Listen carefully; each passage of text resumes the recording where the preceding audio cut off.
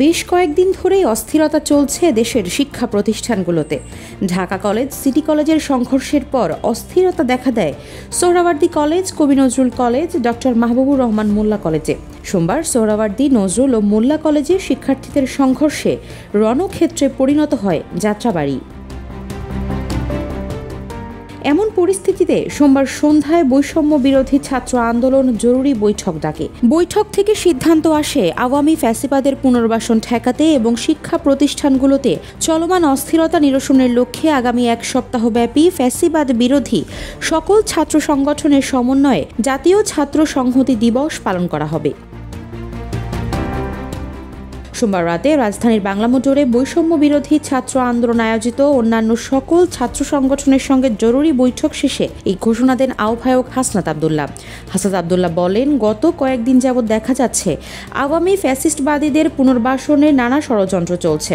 এমনকি একই সময়ে বিভিন্ন প্রাতিষ্ঠানিক আন্দোলন শুরু হয়েছে। ছাত্র পরিচয়ে লুঙ্গি পরা ব্যক্তিরাও এসে শিক্ষার্থীদের পেটাচ্ছে, যাদেরকে যে কেউ দেখলেই বুঝতে সক্ষম তারা কারা।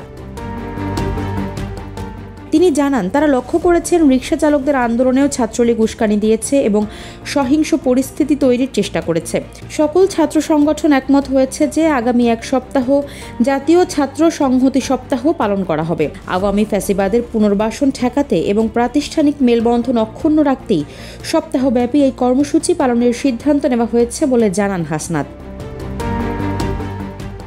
আওয়ামী লীগের পুনর্বাসন প্রশ্নে ফ্যাসিবাদ বিরোধী প্রতিটি রাজনৈতিক দল এবং ছাত্র সংগঠন এখন থেকে জিরো টলারেন্স নীতি অবলম্বন করবে উল্লেখ করে হাসনাত আবদুল্লাহ জানান, কোনো ফরম্যাটেই আওয়ামী লীগকে আর পুনর্বাসনের সুযোগ দেওয়া হবে না।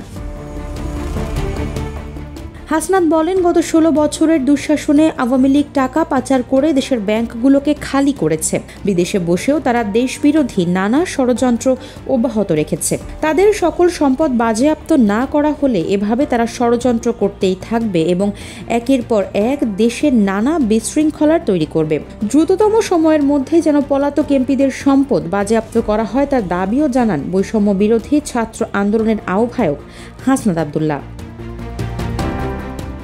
এদিকে শিক্ষার্থীদের সংঘর্ষের জেরে সরকারি শহীদ সোহরাওয়ার্দী কলেজে দুদিন ক্লাস বন্ধ ঘোষণা করা হয়েছে বলে জানিয়েছেন কলেজটির অধ্যক্ষ ডক্টর কাকলি মুখোপাধ্যায়। একই সঙ্গে কবি নজরুল সরকারি কলেজেও মঙ্গলবার শ্রেণী কার্যক্রম বন্ধ ঘোষণা করে ওয়েবসাইটে নোটিশ দিয়েছে। এদিকে সংঘর্ষে না জড়িয়ে শিক্ষার্থীদের শান্ত থাকার আহ্বান জানিয়েছে সরকার।